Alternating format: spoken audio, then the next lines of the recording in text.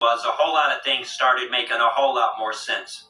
Who does God consult with when making decisions? Who gives him counsel?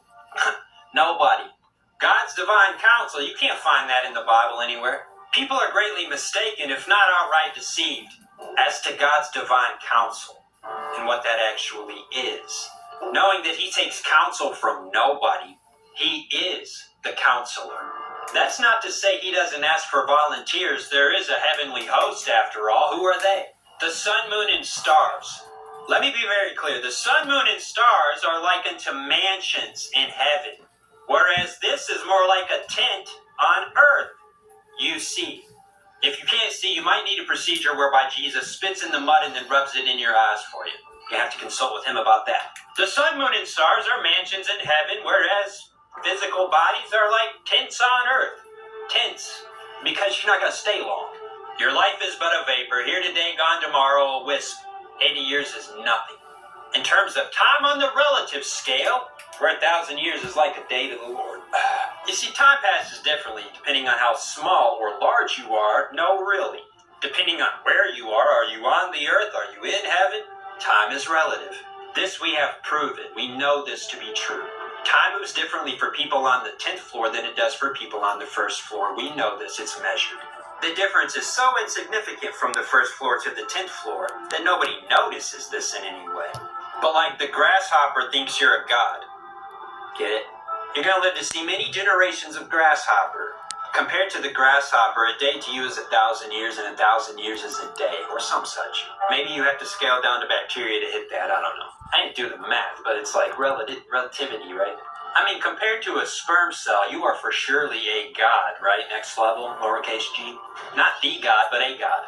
Like something next level, lowercase g god. Something next level above us, right? Such as the sun. People worship the sun. Many generations of men have come and gone on this earth, and yet the sun remains.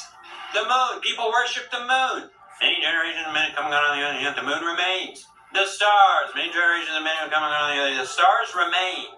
The earth itself, Mother Earth, Gaia, according to the Greeks. Many generations have come and gone, and yet the earth remains.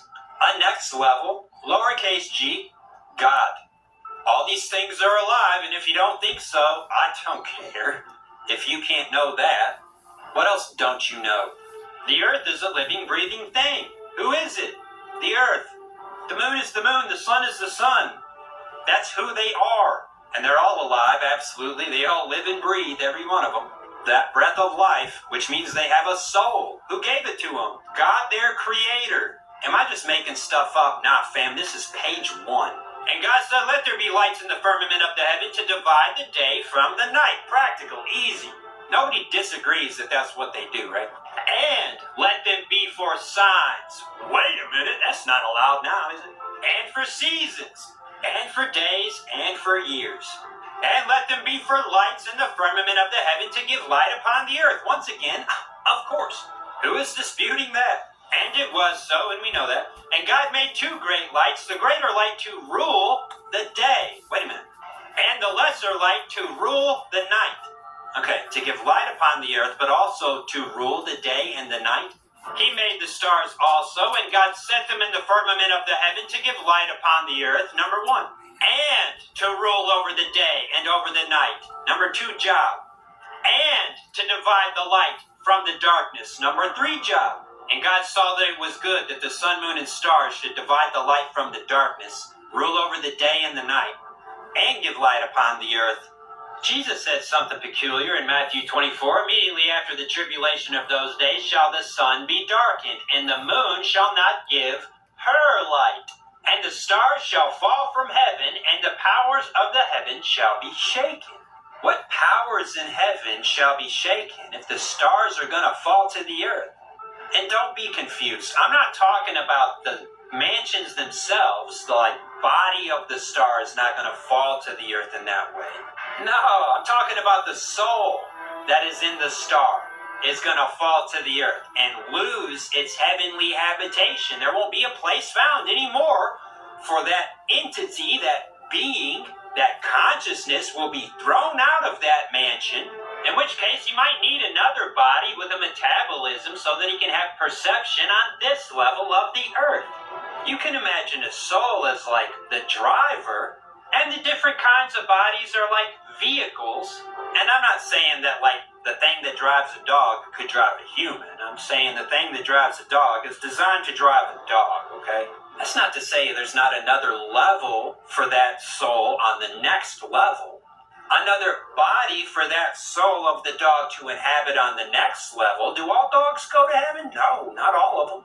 Only things that obey God get to be born again. Well, God told us to trust in Him to save us. Well, better do that first, and afterwards He gave commands is what we're supposed to do following Him. We're supposed to do those. Why do you call me Lord, Lord, and don't do what I tell you? Ye are my friends if you do whatsoever I command you. What heavy burden is this? No, it's light and easy. It's love. Love your neighbor as yourself. But very often, my two dogs remind me of my moons. They're always following me around. And if I stand still and pet them, they literally do circles orbiting around my body. And so I says to myself, hey, these are my two moons. And you should consider that when thinking about the different kinds of heavenly bodies up there. And this is the second half of 1 Corinthians 15. I'm not being unbiblical. There's one kind of flesh for the earth, there's another kind of flesh for heaven. And I'm talking physical versus spiritual. And on earth in the physical, there are many different types of flesh. And in heaven in the celestial, there are many different types of bodies. And all of creation groans together for the sons of God to be made manifest. And that's the first resurrection, if you haven't heard. Look, heaven and earth are both going to get made new before it's all over. Like a garment, God will fold them up because they're going to get old.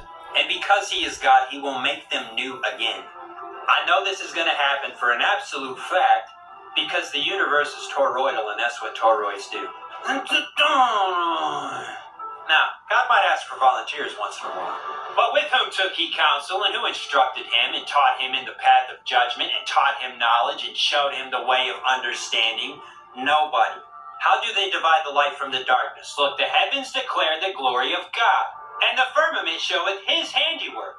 Day unto day the heavens, the sun, moon, and stars, uttereth speech, and night unto night showeth knowledge, ruling over the day and over the night. How are they dividing the light from the darkness? On a level deeper, more ironic than just simple light and darkness on the physical level? There is no speech nor language where their voice is not heard declaring the glory of God. Uh-oh. Who believes them and who does not, as they divide the light from the darkness? Their line has gone out through all the earth. Their course is in the night sky, or the day, and their words to the end of the world. In them hath He set a tabernacle for the Son, who tells the gospel of Jesus Christ in a universal language every single day to every nation, creed, and tongue, which is as a bridegroom coming out of his chamber and rejoiceth as a strong man to run a race. His going forth is from the end of heaven in His circuit unto the ends of it, and there is nothing hid from the heat thereof. The law of the Lord is perfect, converting the soul, making wise the simple, dividing the day from the night and the light from the darkness, which is going to continue to happen all throughout the entire universe on every level until it has reached perfect equilibrium according to God's perfect plan, eternity, where the light is forever separated from the darkness. Spring, summer, fall, and winter, ye must be born again, and all of creation will be. And Revelation 19 gives us another hint, and I saw an angel standing in the sun. A mansion indeed. An angel in it? He calls the guests to the marriage supper of the Lamb. And I have only discussed those things which you can see with your own eyes, or hear a man describe to you, or read about in Braille, however it needs to happen. Sit outside of a day and let the sun shine upon your face. It'll tell you all about it. What? The glory of God. Don't worship the created thing, though. He's telling you about His Creator. And above the second heaven, where all these celestial bodies reside, there is a level yet still, called paradise. You can't see that, but you can know that it's true by looking at that right there. And if you don't believe me, zoom in with a microscope. Observe there are levels. What's actually going on here in reality is so much more practical than you can currently imagine.